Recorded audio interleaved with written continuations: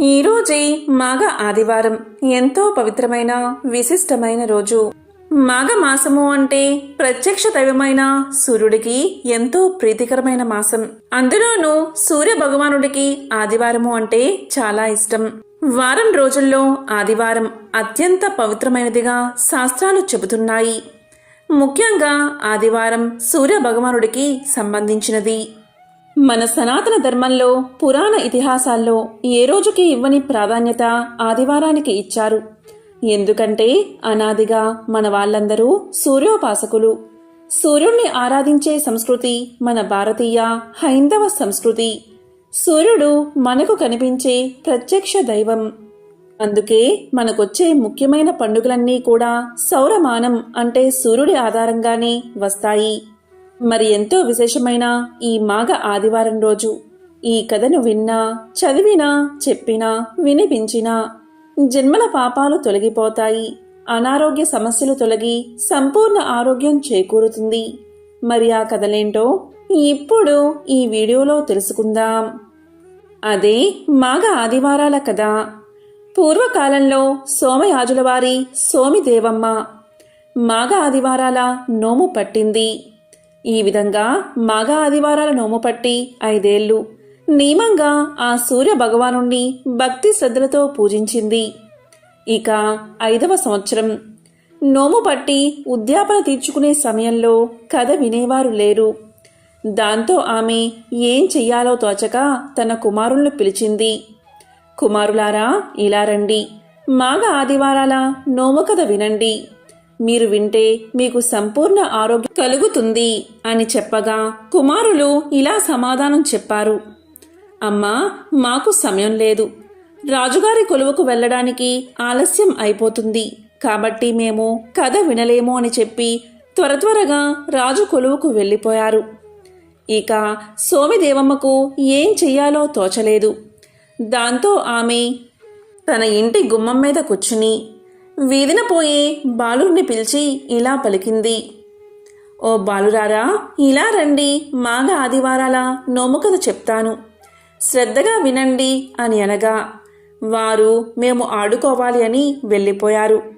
దీంతో సోమిదేవమ్మకు ఏం చెయ్యాలో తోచక రేవుకు వెళ్ళి అక్కడ ఉన్న అమ్మ లక్కలను పిలిచి ఇలా పలికింది. మాఘ ఆదివారాల నోము కథ వినండి, మీకు శుభం కలుగుతుంది అనగా ఆ అమ్మ లక్కలు మాకు తీరికలేదు, మాకింట్లో బోలెడంత పని ఉన్నదని చెప్పి త్వరగా అక్కడి నుంచి వెళ్ళిపోయారు. దీంతో సోమిదేవమ్మ బాధపడుతూ రేవు నుంచి ఇంటికి వస్తూ ఉండగా అక్కడ నిండు గర్భం ధరించి ఉన్న ఒక ఆమె అటు వెళ్తూ ఉంది. ఆమె పేరు రమాదేవి. దీంతో సోమిదేవమ్మ ఆమెను పిలిచి, అమ్మా, మాఘ ఆదివారాల నోము కథ చెప్తాను, ఒక్కసారి వినమ్మా అనగా ఆమె ఇలా చెప్పింది. అమ్మా, నాకు చాలా ఆకలిగా ఉంది. నాకింత అన్నం పెడితే నేను తప్పకుండా మాఘ ఆదివారాల నోము కథ వింటాను అని అనగా సోమిదేవమ్మ సరే రమ్మని ఆమెను తన ఇంటికి పిలిచి ఆమెకు స్నానం చేయించి పరమాన్నం వండి రమాదేవికి పెట్టి తాను తిని తర్వాత మాఘ ఆదివారాల నోము కథ చెప్తూ ఉండగా అన్నం కడుపు నిండా తినడం వల్ల రమాదేవికి నిద్ర వచ్చేసింది. అప్పుడు ఆమె నిద్రపోగా ఆమె కడుపులో ఉన్న శిశువు సోమిదేవమ్మ కథ చెప్తూ ఉండగా ఊకొట్టడం ఆరంభించాడు. దీంతో సోమిదేవమ్మ కథ చెప్పడం ముగించి ఆమె పొట్ట మీద అక్షింతలు వేసి తాను కూడా తల మీద వేసుకుని సూర్య భగవానుడికి నమస్కారం చేసుకుంది. ఇంతలో రమాదేవి నిద్ర నుంచి లేచి కూర్చున్నది. నిద్ర నుంచి లేచిన రమాదేవితో సోమిదేవమ్మ ఇలా పలికింది. నీవు నిద్రలో ఉండగా నీ కడుపులో ఉన్న బిడ్డ నా నోము కథ విన్నది. నీకు మగబిడ్డ పుడితే పగడాల వాన కురుస్తుంది, ఆడబిడ్డ పుడితే ముత్యాల వాన కురుస్తుంది. నేనా సమయంలో నిన్ను చూడ్డానికి వస్తాను. మీ ఇండ్లు ఎక్కడో, మీ ఇంటి గుర్తులు ఏంటో చెప్పమని కోరింది. రమాదేవి తన ఇంటి గురించి చెప్పగా ఆమెను తిరిగి పంపించింది. కొంతకాలానికి ముత్యాల వాన కురిసింది. అప్పుడు సోమిదేవమ్మ రమాదేవికి ఆడపిల్ల పుట్టిందని సంతోషపడి ఊయల చీర ఉగ్గు గిన్నె తీసుకుని పోయి పురిటి బిడ్డకు నీళ్లు పోసి ఉగ్గు పెట్టి చీర చుట్టుకొమ్మకు కట్టి ఊయల్లో ఆ బిడ్డను పడుకోబెట్టి జోలపాడి దీవించి పాడి ఆవుని ఇచ్చి ఇంటికి వచ్చింది. ఇలా ఉండగా బిడ్డను ఊయల్లో పడుకోబెట్టి రమాదేవి ఇంటి లోపలికి పోయి ఏదో పని చేసుకుంటుంది. ఆ సమయంలో ఆ మార్గంలో పోతున్న రాజు ఊయల్లో పడుకోబెట్టిన ఆ పసిపాప ఏడుపు విని ఆమె దగ్గరకు వెళ్ళి ఆ పసిపాపను చూసి ఆమెకు మహాలక్ష్మి అంశ ఉన్నదని తలచి ఈమె రాజు యొక్క అంతఃపురంలో ఉండవలసిన బిడ్డ అని గ్రహించి రమాదేవి వచ్చినదాకా కాచుకుని కూర్చున్నాడు. రమాదేవి వచ్చాక రాజు ఇలా పలికాడు, అమ్మా, నీవు ఇంకా మా రాజభవనంలో ఉండవచ్చు. నీ బిడ్డను నేను తీసుకుపోతున్నాను. నీ బిడ్డతో పాటు నీవు కూడా రాజభవనంలో ఉండు అని చెప్పి ఆ బిడ్డను తనతో పాటు తీసుకుని పోతూ ఉండగా దారిలో ఎండిపోయిన చెట్లు చిగురించడం మొదలుపెట్టాయి. ఇంకిపోయిన గుంటలు నీటితో నిండిపోయాయి. అలా వెళ్తూ ఉండగా ఎదురైన గొడ్రాలకు బిడ్డలు పుట్టారు. కొన్ని రోజులకు ఆ పాప పెరిగి పెద్దదైనది. ఒక రాజకుమారుడు ఆమెను ప్రేమించి రెండవ భార్యగా వివాహం చేసుకుని అనురాగంగా చూస్తూ ఉన్నాడు. రాజకుమారుని పెద్ద భార్యకు చిన్న భార్యపై అసూయ కలిగింది. దీంతో ఆమె తన దాసీచే చిన్న భార్య యొక్క 7 వారాల నగలు అపహరించి నదిలో ఆ 7 వారాల నగలను పారవేయించింది. కానీ ఆ సమయంలో నదిలోని ఒక చేప ఆ నగలు గల బరిణను మింగింది. ఆ చేప జాలరులకు చిక్కింది. జాలరులు ఆ చేపనే తెచ్చి యువరాజు గారికి ఇచ్చారు. యువరాజు గారు దాన్ని వండి కూర చెయ్యమని చిన్న భార్య ఇంటికి పంపారు. చిన్న భార్య చేపను కోస్తూ ఉండగా బరిన బయటపడి పోయిన నగలు దొరికాయి. ఆ నగలన్నిటినీ ఆమె అలంకరించుకుని రాజుకు కబురు చేసింది. దాంతో రాజు వచ్చి చిన్న భార్య అలంకారం చూసి ఎంతో సంతోషించి నగలు దొరికిన సంగతి పెద్ద భార్యకు చెప్పడానికి అంతఃపురానికి వెళ్ళాడు. పెద్ద భార్యకు నగలు దొరికిన సంగతి ఇంతకు పూర్వమే తెలిసి చిన్న భార్యను ఏ విధంగా అయినా చంపాలని తలచింది. ఒకరోజు చిన్న భార్యను విందుకు పిలిచి పాయసంలో విషం కలిపి చంపబోతూ ఉండగా రాజు కూడా భోజనానికి వెళ్ళి అది విషపు పాయసమని తెలియక దాన్ని తాగి మృతి చెందాడు. భర్త మరణానికి చాలా దుఃఖించి రాజుతో సగమనం చేయడానికి చిన్న భార్య సిద్ధపడింది. పెద్ద భార్య తాను కూడా సహగమనం చేయాలని నిశ్చయించుకుంది. ఇద్దరు భార్యలు సహగమనం చేయడానికి వెళ్తూ ఉండగా శ్రీ మహావిష్ణువు వృద్ధ బ్రాహ్మణ రూపంలో వారికి ఎదురు వెళ్ళి ఎక్కడికి వెళ్తున్నారు అని అడిగాడు. భర్తతో సహగమనం చేయడానికి వెళ్తున్నామని చిన్న భార్య చెప్పింది. అది విన్న బ్రాహ్మణుడు సౌభాగ్యవతీ భవ అని దీవించాడు. ఇలా పలికాడు, అంత పని జరిపే నీకు కాళ్ళు కడుక్కోవడానికి నీళ్లు ఇచ్చి నీవు కూడా కాళ్ళు కడుక్కో అన్నాడు. దాంతో చిన్న భార్య అలాగే చేసింది. తరువాత మళ్ళీ బ్రాహ్మణుడు నాకు దాహానికి నీళ్లు ఇచ్చి నీవు కూడా దాహం పుచ్చుకో అన్నాడు. అప్పుడు చిన్న భార్య ఇలా పలికింది, నా భర్త మరణించి నేను దుఃఖిస్తున్నాను. దాహం పుచ్చుకోవడం ధర్మం కాదు అని పలికింది. అప్పుడు బ్రాహ్మణుడు నీ భర్త ఏమీ మరణించడు, నేను చెప్పినట్లు చెయ్యి అని అనగా చిన్న భార్య అలాగే చేసింది. ఆ బ్రాహ్మణుడు తనకు తలంటి నీళ్లు పోసి గంధం ఇవ్వమని అడిగాడు. ఆమె కూడా తలంటుకుని పసుపు రాసుకోమని ఆజ్ఞాపించాడు. అందుకు చిన్న భార్య భయపడి ఇలా పలికింది, స్వామి, భర్త చనిపోయిన దుఃఖంతో కాళ్ళు కడుక్కుని కాళ్ళు దాచుకున్నాను, దాహం పుచ్చుకుని కడుపు దాచుకున్నాను, పసుపు రాసుకుని ముఖాన్ని ఎలా దాస్తాను అని ప్రశ్నించింది. అందుకు ఆ బ్రాహ్మణుడు సౌభాగ్యవతీ భవ, నీకు ఎందుకమ్మా అంత భయం, నేను చెప్పినట్లుగా చెయ్యి అని అనగా ఆమె అలాగే చేసింది. తరువాత ఆమె అతడు చెప్పినట్లు అతనికి బొట్టు పెట్టి తాను కూడా బొట్టు పెట్టుకుని అతనికి భోజనం పెట్టి తాను కూడా భోజనం చేసి అతనికి తాంబూలమిచ్చి తాను కూడా తాంబూలం వేసుకుని ఆ బ్రాహ్మణుడి పాదాలకు నమస్కారం చేయగా అంత ఆ బ్రాహ్మణుడు శ్రీ మహావిష్ణువుగా మారి ఇలా పలికాడు. అమ్మా, నీ భక్తికి మెచ్చాను. నీవు తల్లి గర్భంలో ఉన్నప్పుడు మాఘ ఆదివారాల కథ విని పవిత్రురాలు అయ్యావు.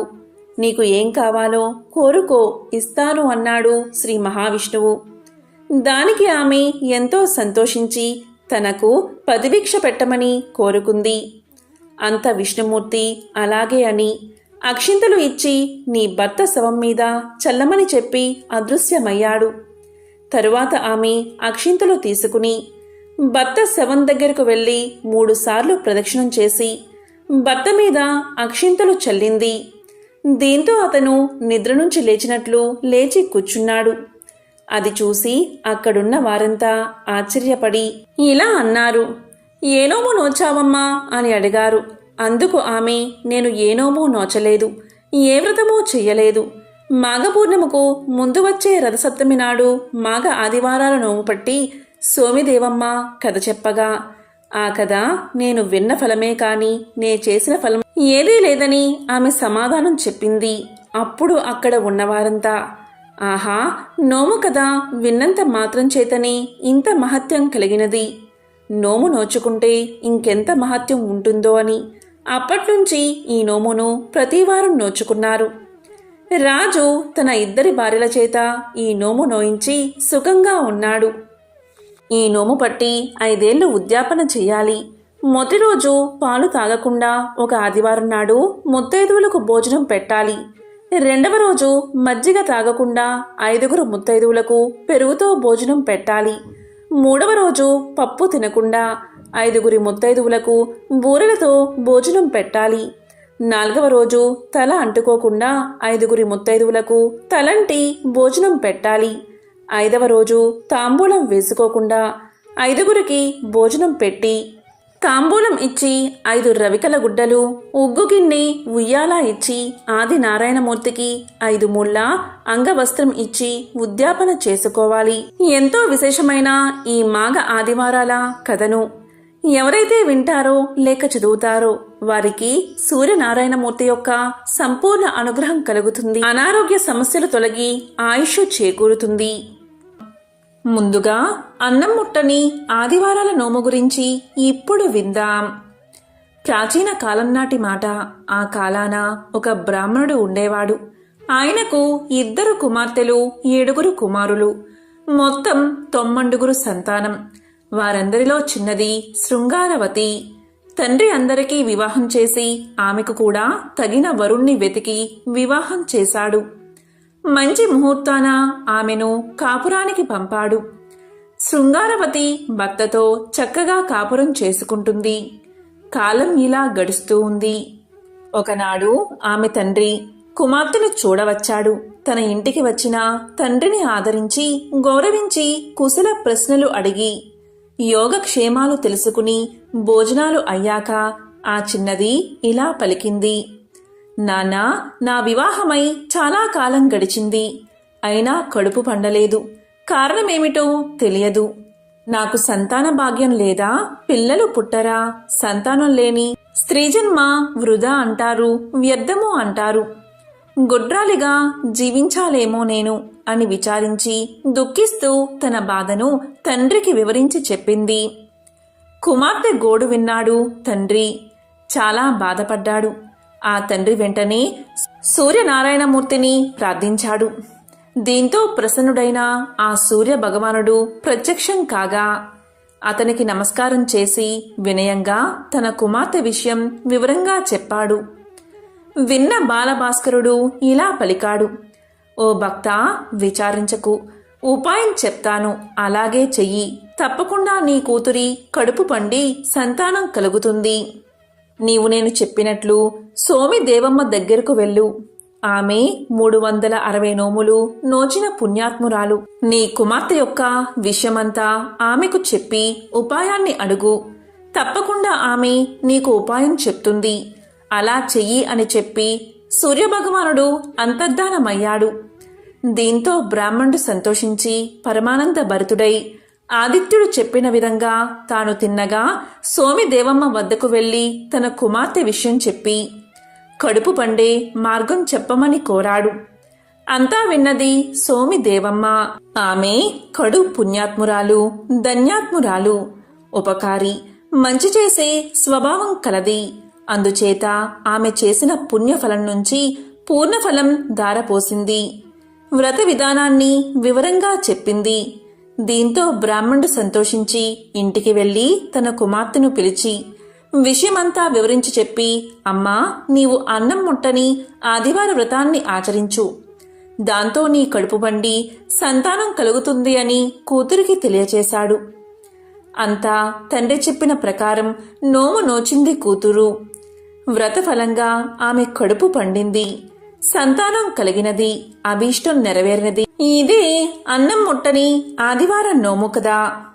ఎంతో విశేషమైన ఈ కథను ఈ ఆదివారం రోజు విన్నా, చదివినా, చెప్పినా, వినిపించినా ఆ సూర్యనారాయణమూర్తి యొక్క సంపూర్ణ అనుగ్రహం మీకు కలుగుతుంది. ఇక ఆపదలేని ఆదివారపు నోము కథను ఇప్పుడు విందాం. పూర్వకాలం నాటి మాట. ఆ కాలాన ఒక బ్రాహ్మణుడు ఉండేవాడు.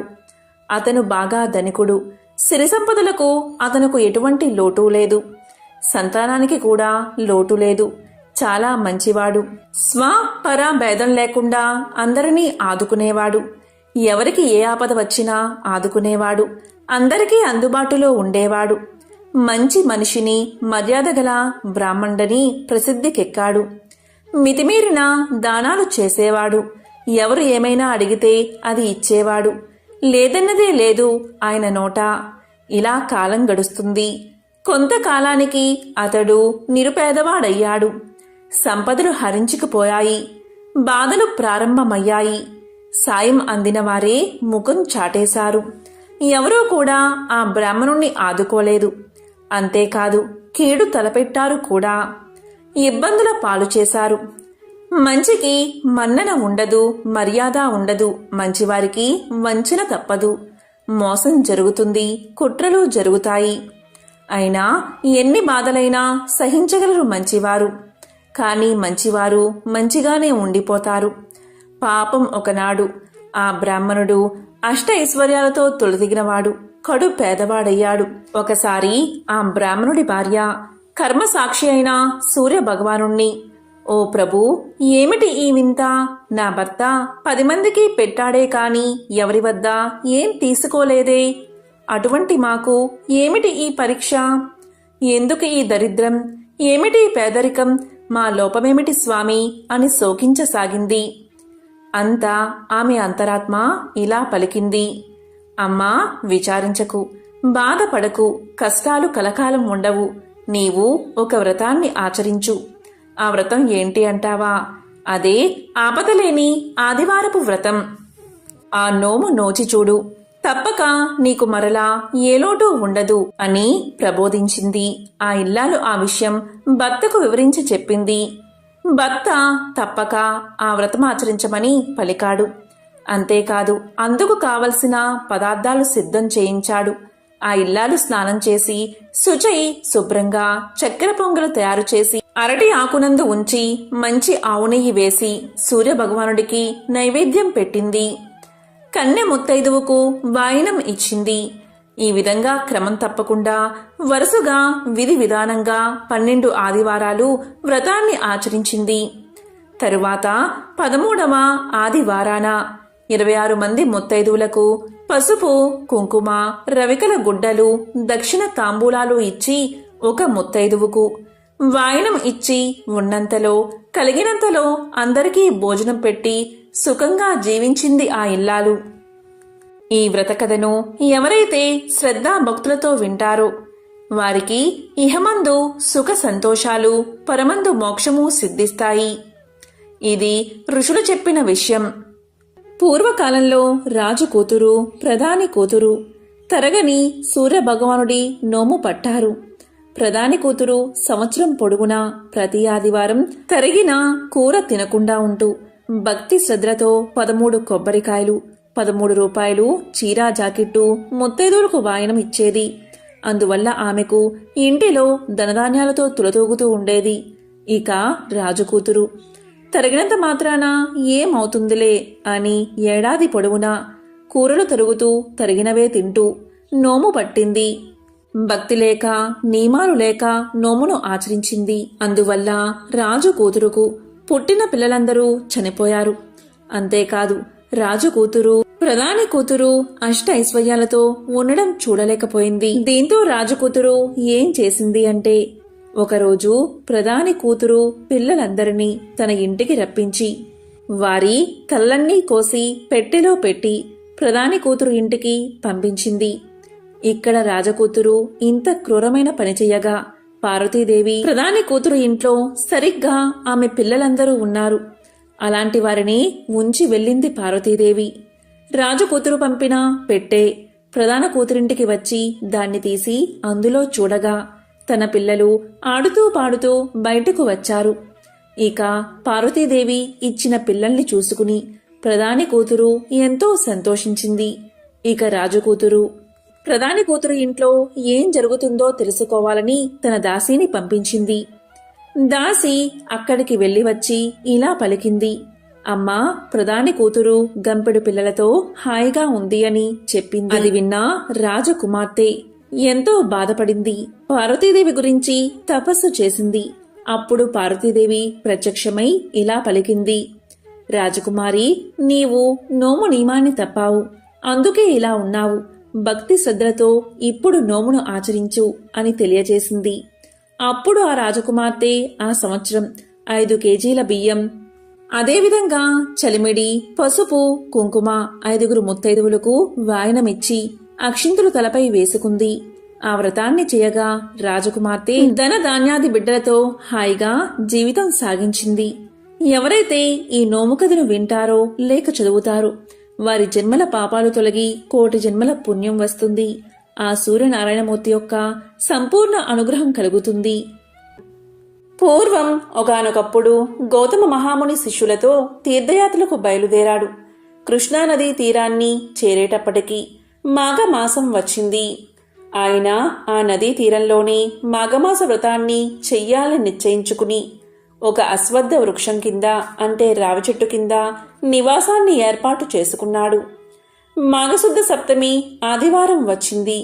ఆ రోజు ఆయన అశ్వత్థ వృక్షం కిందకి చేరి మూలతో బ్రహ్మ రూపాయ మధ్యతో విష్ణు రూపిణే అగ్రత శివరూపాయ వృక్ష రాజాయతే నమః అని నమస్కారం చేసి శ్రీ లక్ష్మీనారాయణ స్వామి పూజకు పైన చెప్పిన విధంగా మండపాన్ని ఏర్పాటు చేసి పూజ ఆరంభించాడు. అప్పుడు అక్కడికి ఒక కుక్క వచ్చి మండపానికి ఎదురుగా కూర్చున్నది. శిష్యులు దాన్ని దండాలతో కొట్టి తరిమారు. అది ఒక్క ప్రదక్షిణం చేసి వచ్చి తిరిగి అక్కడే కూర్చుంది. శిష్యులు మళ్ళీ మళ్ళీ దాన్ని తరిమారు. కాని అది ఇంకో 2 ప్రదక్షిణలు చేసి వచ్చి 3వ ప్రదక్షిణం పూర్తి కాగానే కుక్క ఒక రాజుగా మారిపోయింది. ఆ రాజు గౌతమ ముని దగ్గరకు వచ్చి నమస్కారం చేశాడు. ఆయన, రాజా, నువ్వెవరు? నువ్విలా కుక్క రూపంలో తిరగడానికి కారణం ఏమిటి? నీ వృత్తాంతం చెప్పు అని అడిగాడు. అప్పుడా రాజు ఇలా సమాధానం చెప్పాడు. మునీశ్వరా, నేను కళింగ దేశపు రాజును, చంద్రవంశంలో పుట్టినవాడను. నా నామధేయము జయచంద్రుడు. నేను సకల విద్యా పారంగతుడనై నా దేశ ప్రజల్ని ధర్మం ప్రకారం పరిపాలిస్తూ ఉండేవాణ్ణి. ఎన్నో యజ్ఞాలు చేశాను. గో, భూ, హిరణ్య తిలాది దశదానాలను ఎన్నోసార్లు చేశాను. వేసవి కాలంలో చల్లని పందిళ్లు వేయించి చలివేంద్రాలు పెట్టించాను. సత్రవులు కట్టించి బాటసారులకు అన్నదానాలు చేశాను. చెరువులు తవ్వించి వ్యవసాయానికి స్నానపానాలకు నీటి కొరత లేకుండా చేశాను. అతిథులను అభ్యాగతులను ఆదరించాను. అయినా నేను అహంకారంతో ఒక అపచారం చేశాను. దానివల్లే నాకీ సునక జన్మ వచ్చింది. ఆ విషయం చెబుతాను వినండి. ఒకనాడు ఒక మునీంద్రుడు నా దగ్గరకు వచ్చి ఇలా అన్నాడు. నేనొక యజ్ఞం తలపెట్టాను. దానికి చాలా ధనం, అనేక సంభారాలు కావాలి. అందుకోసం మిమ్మల్ని ధనం అడగడానికి వచ్చానని చెప్పాడు. నేను ఆయనకు సమస్త మర్యాదలు చేసి అలాగే ఇస్తాను అన్నాను. ఆయన సంతోషించి ఇలా పలికాడు. రాజా, ధార్మికుడువైన నీకు కొన్ని ధర్మ సూక్ష్మాలు వివరంగా చెబుతాను, విను. ప్రతి సంవత్సరం మాఘమాసంలో అంటే సూర్యుడు మకర రాశిలో ఉన్నప్పుడు ఉదయం స్నానం, దేవతారాధన, దాన ధర్మాలు, మాఘపురాణ శ్రవణం చేసిన వారికి 1000 అశ్వమేధ యాగాలు చేసిన ఫలితం వస్తుంది. అందులోనూ మాఘశుద్ధ సప్తమి, దశమి, ఏకాదశి, పూర్ణిమ, బహుళ ఏకాదశి, కృష్ణ చతుర్దశి అంటే మహాశివరాత్రి, అమావాస్య ఈ మాసంలో వచ్చే ప్రతి ఆదివారము కూడా పరమ పవిత్రమైనది. ఈ తిథుల్లో శ్రీ లక్ష్మీనారాయణ్ణి, పార్వతీ పరమేశ్వరులను యథాశక్తిగా పూజించిన వారికి కలిగే పుణ్యం ఇంత అని చెప్పడానికి సాధ్యం కాదు. బ్రాహ్మణులే కాక ఇతర జాతుల వారెవరైనా సరే ఈ మాఘమాస వ్రతాన్ని చేస్తే వారికి కూడా ఉత్తమ గతులు కలుగుతాయి అని చెప్పగా నేను అతని మాటలను తేలికగా కొట్టి పారేసి, అయ్యా మునివర్యా, మీరు చెప్పిన ధర్మాలన్నీ నాకు తెలుసు. నేను చేసిన యజ్ఞ యాగాది పుణ్య కార్యాల ముందు ఈ మాఘమాస వ్రతమెంత? మీరు చెప్పిన విషయంలో యథార్థం ఉందన్న సంగతి నాకు తెలుసు. కానీ అవి సామాన్యుడైన వారికి కానీ నా వంటి ధర్మకార్యాలు చేసేవాడికి కాదు. దయచేసి ఇటువంటి ప్రస్తావన ఇంకా చాలించి నేను ఇచ్చే ధనం తీసుకువెళ్ళి యజ్ఞం పూర్తి చేసుకోండి అని గర్వంగా మాట్లాడాను. ఆయనకు కోపం వచ్చి నేనిచ్చిన ధనాన్ని తృణప్రాయంగా విడిచిపెట్టి వెళ్ళిపోయాడు. అలా వెళ్ళిపోతూ ఉంటే ఆయన్ని ఆపి బతిమాలి ధనాన్ని ఇచ్చి పంపించాను. కాలక్రమేణా నేను మరణించాను. కానీ ఈ మాఘమాస వ్రతాన్ని బ్రాహ్మణుణ్ణి అవమానపరిచినందుకు నాకు తరువాత 7 సార్లు కుక్క జన్మ ఎత్తవలసి వచ్చింది. ఇప్పుడు మీరు చేసిన ఈ మాఘవ్రతం చూసినందువల్ల ఈ దేవుడికి, అశ్వత్థ నారాయణుడికి, మహాత్ములైన మీకు 3 సార్లు ప్రదక్షిణ నమస్కారాలు చేసినందువల్ల నాకు పూర్వజన్మ జ్ఞానం, పూర్వపు రాజరూపము లభించాయి. అయితే కుక్క జన్మలో ఉన్న నాకు పూర్వస్మృతి ఎలా కలిగిందో చాలా ఆశ్చర్యంగా ఉంది. దానికి కారణమేమిటో నాకు వివరించండి అని అడగ్గా గౌతమముని ఇలా చెప్పసాగాడు. రాజా, నన్ను గౌతముడు అంటారు. వీరంతా నా శిష్యులు. ఈమె నా ధర్మపత్ని అహల్య. నేను తీర్థయాత్రలు చేస్తూ మాఘమాసం వచ్చే నాటికి ఈ కృష్ణా తీరానికి చేరాను. ఇక్కడ మాఘమాస వ్రతం పూర్తి చేద్దామనుకున్నాను. ఈనాడు మాఘశుద్ధ సప్తమి ఆదివారంతో కలిసి వచ్చింది. మహాపర్వదినం. ఈ రోజున మండపంలో సూర్యనారాయణ స్వరూపుడైన శ్రీ లక్ష్మీనారాయణ స్వామిని అర్చిస్తున్నాము. ఈ సమయంలో ఇక్కడికి కుక్కలు, గెద్దెలు, కాకులు మొదలైన అవాంఛనీయమైన జీవులు రాకూడదు కదా. అందుకే ఒంటి నిండా దుమ్ము, బురద అంటుకున్న నువ్వు ఈ నైవేద్య పదార్థాలు తినడానికి వస్తే మా శిష్యులు నిన్ను వారి తపోదండాలతో బెదిరించారు. 3 సార్లు దేవుడికి ప్రదక్షిణలు చేసినందువల్ల నీకీ పూర్వస్మృతి కలిగింది. అందుచేత రాజా, ఈ లోకంలో ఏ ధర్మ కార్యాన్ని, పుణ్యకార్యాల్ని అవహేళన చేయకూడదు. 3 సార్లు ప్రదక్షిణం చేసినంత మాత్రం చేతనే పూర్వజ్ఞానం కలిగిందంటే ఇక మాఘమాస వ్రతం చేస్తే కలిగే పుణ్యం ఎంతటిదో ఊహించుకో. గౌతమ మహాముని చెప్పగా పార్వతీదేవికి పరమేశ్వరుడు తెలియజేశాడు. కాబట్టి దేవి, పాపాలు చేసేవాడు, క్రూర కర్మలు ఆచరించేవాడు, సిగ్గు విడిచి తిరిగేవాడు, బ్రాహ్మణుల్ని తిట్టేవాడు మొదలైన పాపం పనులు చేసేవారు మాఘమాసంలో ఉదయాన్నే నదికి వెళ్లి స్నానం చేస్తే వారికి ఉన్న పాపాలన్నీ నశిస్తాయి. చలిగా ఉన్నదని స్నానం చెయ్యని మానవుడు తనకు లభించబోయే పుణ్యఫలాన్ని కాలితో తన్నుకున్నట్లే అవుతుంది అని పార్వతీదేవికి పరమేశ్వరుడు మాఘమాస మహిమ గురించి వివరించాడు. పూర్వం ఉజ్జయిని నగరంలో ఒక ముసలవ్వ ఉండేది. ఆమెకు ఎవరూ లేరు. బంధువులు గాని, కన్నవారు గాని, అలాగే తన కడుపులో పుట్టినవారు కాని ఎవ్వరూ లేరు. ఏ బంధమూ లేదు. ఆమె దైవభక్తి పరురాలు. తెల్లవారుజామునే లేచి ఆవు పేడతో నీళ్లు చల్లి బియ్య పిండితో అంటే వరిపిండితో ముగ్గులు పెట్టేది. స్నానం చేసి శుచిగా దేవుణ్ణి పూజించేది. అంతవరకు పచ్చి మంచినీళ్లు కూడా ముట్టేది కాదు. ఆ అమ్మ వద్ద ఆవు లేకపోవడం వల్ల పొరుగింటి వారి నుంచి గోమయం అంటే ఆవు పేడ తెచ్చుకునేది. అవ్వ ఏ రోగాలు లేకుండా ఆరోగ్యంగానూ సంతోషంగానూ ఉండడం చూసి పొరుగామె ఎంతో ఈర్ష్యపడేది. నా ఆవు పేడ వల్లనే కదా ఈ అవ్వ ఇల్లు అలుకుతున్నది, సుఖంగా ఉంది, నేను పేడ ఇవ్వకపోతే అవ్వకు సుఖ సంతోషాలు ఉండవు కదా అనుకుని పేడ ఇవ్వడం మానేసింది. ఒకరోజు ఇల్లు అలకని కారణంగా అవ్వ ఆ రోజు తిండి తినలేదు. కాకతాళీయంగా ఆ రోజు ఆదివారం. నీరసంగా దినమంతా పస్తు ఉండి నిద్ర పోలేకపోయింది. రాత్రల్లా ఒకే ఆలోచన, రేపు పేడ దొరక్కపోతే ఉపవాసం ఉండాలి అనుకుంది. కరుణామయుడైన ఆ సూర్య భగవానుడు ఈ చిన్నపాటి కోరిక తీర్చడా అనుకున్నది. కోడి కూతతో పక్క మీద నుంచి దిగి వీధి గుమ్మం వద్దకు వచ్చింది అవ్వ. ఆమె ఆనందానికి హద్దులు లేవు. గుమ్మం ముందు ధవల వర్ణంతో మెరిసిపోతున్న ఆవు కనబడింది. అవ్వను చూడగానే పేడ వేసింది. అప్పుడే భాస్కరుడి కిరణాలు నేలమీద పడుతున్నాయి. అప్పుడు అవ్వ గోవుకు దండం పెట్టి గోమయంతో ఇల్లంతా అలికి సంతోషంగా నిత్య కర్మలు పూర్తి చేసింది.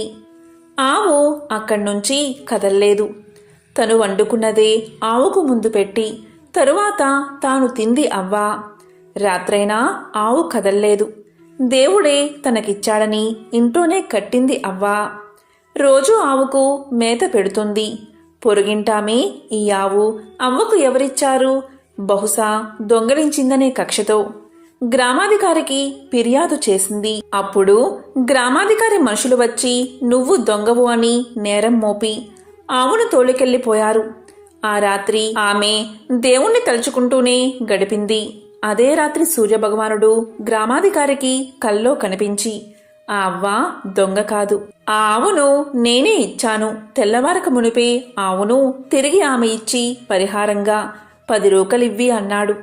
కోడి కూతతో లేచి ఈ రోజైనా పురుగామె పేడ ఇస్తుందా లేదా అన్న శంకతో వీధిలోకి వచ్చింది అవ్వ. అప్పుడు గ్రామాధికారి మనిషి ఆవును అవ్వకు అప్పగించి అవ్వ, ఈ ఆవు నీదే, నష్టపరిహారంగా మా యజమాని 10 రూకలిచ్చాడు తీసుకో అన్నాడు. ఆదివారం ఆనాటి నుంచి ఆ గ్రామవాసులు ఆదివార వ్రతాన్ని చేయడం మొదలుపెట్టారు. దీంతో అవ్వ ఎంతో సంతోషించి సూర్యభగవానుడికి నమస్కారం చేసుకుంది. ప్రతి ఆదివారం ఏమీ చేయకపోయినా సరే ఆదిత్య హృదయాన్ని పఠించండి. ఆదిత్య హృదయం పరమ పవిత్రం. ఒక స్తోత్రరాజం వంటి మహామంత్రం. పాపాలను శాపాలను పోగొట్టి కష్టాలను తీర్చి ఆయుష్ను పెంచి అక్షర సాధనమే ఆదిత్య హృదయం. ఈ అమోఘమైన స్తోత్రరాజాన్ని శ్రీరామచంద్రుడికి అగస్త్య మహర్షి మంత్రాల వంటి మాటల్లో వివరించాడు. ఆరోగ్య భాగ్యమును సకల సంపదలను ప్రసాదించేవాడిగా ప్రత్యక్ష దైవంగా సూర్య భగవానుడి పేరు ప్రఖ్యాతి కాంచాడు. ఆదిత్య హృదయం మహాపవిత్రమైనది. దీనిని భక్తి శ్రద్ధలతో ఎల్లవెల్లలా పారాయణం చేస్తే ఇహలోకాన అన్ని రకాల సంపదలు, పరమున పుణ్యలోకాన్ని పొందుతారు. నిత్యం పారాయణం చేయలేకపోతే ఆదివారం పఠించినా చాలు. ఇలా చేస్తే న్యాయ వివాదాల్లో చిక్కుకుని కోర్టుల చుట్టూ తిరుగుతూ సతమతమయ్యేవారు దీన్ని పారాయణ చేస్తే దాని నుండి విముక్తి పొందుతారు. దరిద్రంతో బాధపడుతున్నవారు అనునిత్యం పారాయణం చేస్తే సకల అష్టైశ్వర్య సంపదలను పొందుతారు. అనారోగ్య రుగ్మలతో బాధపడుతున్నవారు ఆదిత్య హృదయాన్ని పఠిస్తే రోగాలు మాయమవుతాయి. నిరుద్యోగులు పారాయణ చేస్తే మంచి ఉద్యోగం లభిస్తుంది. విద్యార్థులు పారాయణం చేస్తే పరీక్షల్లో మంచి మార్కులతో ఉత్తీర్ణులవుతారు. ఆదిత్య హృదయం రామ రావణ సంగ్రామంలో వెలువడింది. రామరావణ యుద్ధం జరుగుతుంది. గొప్ప తపశక్తితో పరమశివుడి అనుగ్రహం పొందిన రావణుడు ధైర్యంగా శ్రీరాముణ్ణి ఎదుర్కొంటున్నాడు. రావణుణ్ణి ఎలా సంహరించడమా అని శ్రీరాముడు తీవ్రంగా ఆలోచిస్తున్నాడు. అమోఘమైన తపశ్శక్తి కలిగిన రావణాసురుణ్ణి వధించడానికి శ్రీరామునికి సఖ్యం కాలేదు. రావణుడు చావు లేకుండానట్లు అనేక వరాలు పొందడం వల్ల శ్రీరామునికి రావణాసుర వధ వీలు కాలేదు. శ్రీరాముడు ఎన్ని అస్త్రశస్త్రాలు ప్రయోగించినా రావణుడు చావలేదు. దీనితో శ్రీరాముడు ఎంతో బాధపడ్డాడు. ఈ యుద్ధాన్ని అంతరిక్షం నుంచి దేవతలు, గంధర్వులు, మహర్షులు మొదలైన వారంతా తిలకిస్తున్నారు. వారిలో అగస్త్య మహర్షి కూడా ఉన్నాడు. రావణుడి యుద్ధ తీవ్రత చూసి దిగులుతో ఉన్న శ్రీరాముడి సమీపానికి అగస్త్యుడు వచ్చి అతడి దైవత్వాన్ని గుర్తుచేసి ఆదిత్య హృదయ మంత్రాన్ని బోధించాడు.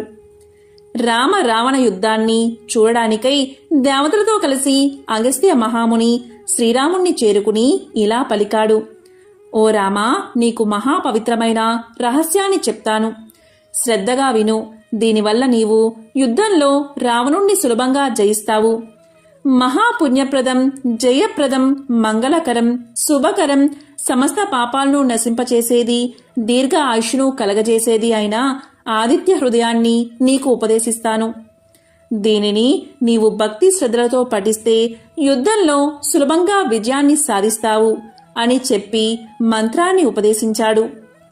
బ్రహ్మ మొదలైన సమస్త దేవతలు అనగా బ్రహ్మ, విష్ణువు, శివుడు, కుమారస్వామి, 9 ప్రజాపతులు, దేవేంద్రుడు, కుబేరుడు, మృత్యువు, యముడు, చంద్రుడు, సముద్రుడు అను వీరందరూ ఇతనే. పితృదేవతలు, అష్టవసువులు, సాధ్యులు, అశ్విని దేవతలు, మరుత్తులు, మనువు, వాయువు, అగ్ని మొదలగు వారిలో సూర్యుడే అంతర్యామి అయి ఉన్నాడు. బంగారు రూపం గల, అందం, గర్భమందు కలవాడు, బంగారంతో సమానమైన అంతఃకరణ కలవాడును, చల్లని వాడవును, శత్రు సంతానములను పోగొట్టువాడును, లోకమునకు వెలుతురు కలగజేయవాడువును, అదితి యొక్క కుమారుడవును, మంచును పోగొట్టువాడవును అయినా నీకు భక్తితో నమస్కరించి స్తోత్రాన్ని చేస్తున్నాను. ఋగ్వేదం, యజుర్వేదం, సామవేదం, అథర్వణ వేదం అనే 4 వేదాల యొక్క సారం అయిన వాడవు. సమస్త వేదాలు నీవే అయిన వాడవు. సముద్ర జలముపై శయనించు వాడవు. దక్షిణాయనమున వింధ్య పర్వతమున సంచరించు వాడవు. అయినా నిన్ను భక్తి శ్రద్ధలతో సేవించుచున్నాను అని శ్రీరాముడు పలికాడు. సమస్త నక్షత్రాలకి, గ్రహాలకి అధిపతివైన వాడవును, లోకానికి ఆధారభూతుడవును, స్వర్గం, చంద్రుడు, సూర్యుడు, నక్షత్రాలతో ఉండు ఆకాశం, దిక్కులు, భూమి, సముద్రం అన్నీ నీ వీర్యముచే నిలిచి ఉన్నాయి.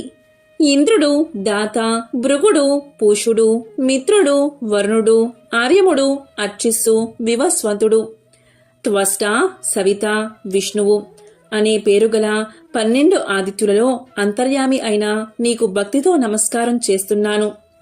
ఈ విధంగా శ్రీరాముడు ఆదిత్య హృదయాన్ని 3 సార్లు పఠించగా ఆ పరమాత్ముడు ఆనందించిన వాడై దేవతలతో కలిసి వచ్చి ఆదిత్యుడు పులకాంకిత శరీరుడై శ్రీరాముణ్ణి చూసి ఇలా పలికాడు. ఓ రామా, రావణుడకు అంత్యకాలం సంప్రాప్తించింది. ఆలస్యం చేయకుండా త్వరపడు అని ఆశీర్వదించాడు. త్వర అనే మాట ఆదిత్యుని నోట వెలువడిన వెంటనే రావణ సంహారం జరిగి లోక కళ్యాణం జరిగింది. బయటి శత్రువునే కాక అంతఃశత్రువులను కూడా అవలీలగా జయించేందుకు ఆదిత్య హృదయం అమోఘమైన అక్షర సాధనమని ఉపదేశించాడు. తాను వెలుగుతూ ప్రపంచానికి వెలుగును ప్రసాదించే భాస్కరుణ్ణి నమ్ముకుంటే ఏమీ లోటు ఉండదు అన్నాడు. సూర్యుడికి గల విశేషనామాలు ఆదిత్య హృదయంలో ప్రస్తావించబడ్డాయి. బ్రహ్మ సృష్టికి మూలం, సమస్త జీవజాలానికి ఉదయగుణం ఇచ్చేవాడు బ్రహ్మ. సకల లోకాలకు సుమాలు కూర్చేవాడు శంకరుడు. మధ్యాహ్న కాలానికి ప్రతీక. జీవనదులకు, పంట పొలాలకు, మానవాళికి శక్తి ప్రదాత మార్తాండుడు. సాయంకాలం విష్ణు రూపం. విష్ణువు సర్వవ్యాపకుడు. సాయంకాలం విష్ణువులా జగత్తుకు తేజస్సును ఇచ్చే లోక బాంధవుడిగా సూర్యుణ్ణి కొలుస్తాం. త్రిమూర్తుల స్వరూపమే శ్రీ సూర్యనారాయణమూర్తి. సూర్య భగవానుడి ఆరాధనకు ఆదివారం ఉత్తమమైన రోజుగా చెప్తారు.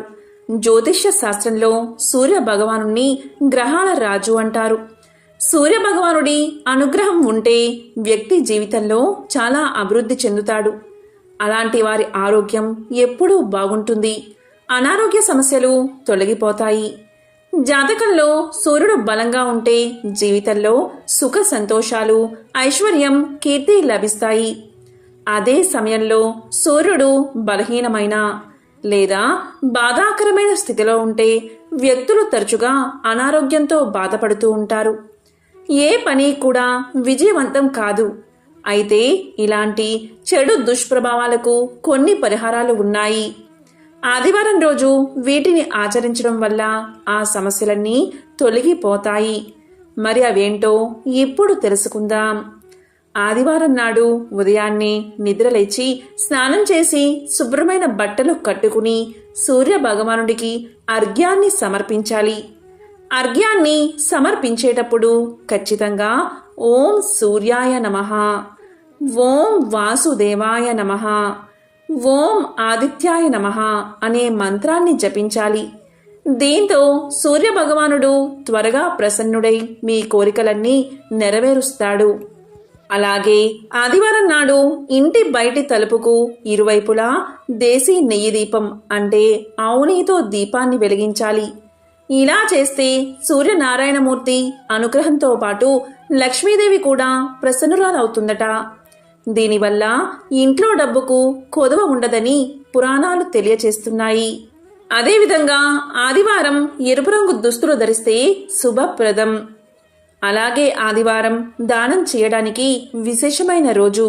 ఈ రోజు సూర్య భగవానుణ్ణి ప్రసన్నం చేసుకోవడానికి బెల్లం, పాలు, బియ్యం, దుస్తులు దానం చేయాలి. ఇలా చేస్తే మీరు చేసే పనులన్నీ విజయవంతంగా పూర్తవుతాయి. అలాగే ఆదివారం నాడు ప్రవహించే నీటిలో బెల్లం, బియ్యం కలపడం శుభప్రదం. జ్యోతిష్య శాస్త్ర ప్రకారం ఇలా చేయడం వల్ల సూర్యనారాయణమూర్తి యొక్క అనుగ్రహం లభిస్తుంది. నిలిచిపోయిన పనులన్నీ పూర్తవుతాయి. ప్రతిరోజు పూజించడం వీలు కాకపోయినా కనీసం ఆదివారం సూర్య భగవానుణ్ణి పూజించండి. ఆయనకి ఎర్రటి పువ్వులు అంటే చాలా ఇష్టం కాబట్టి ఎర్రటి పువ్వులను సమర్పించండి. అర్ఘ్యాన్ని ఇవ్వండి. అలాగే స్వామిని పూజించేటప్పుడు ఆదిత్య హృదయాన్ని తప్పనిసరిగా పఠించండి. ఇలా చేస్తే అనారోగ్య సమస్యలు తొలగి సంపూర్ణ ఆరోగ్యం చేకూరుతుంది. ఆ స్వామి కష్టాలను తొలగిస్తాడు. ఎంతో విశేషమైన పవిత్రమైన ఈ ఆదివారం రోజు ఈ పరిహారాలను పాటించి స్వామికి సంబంధించిన ఈ కథ విని సకల శుభాలను పొందండి. ఓం సూర్యాయ నమః, ఓం ఆదిత్యాయ నమః, ఓం రవయే నమః.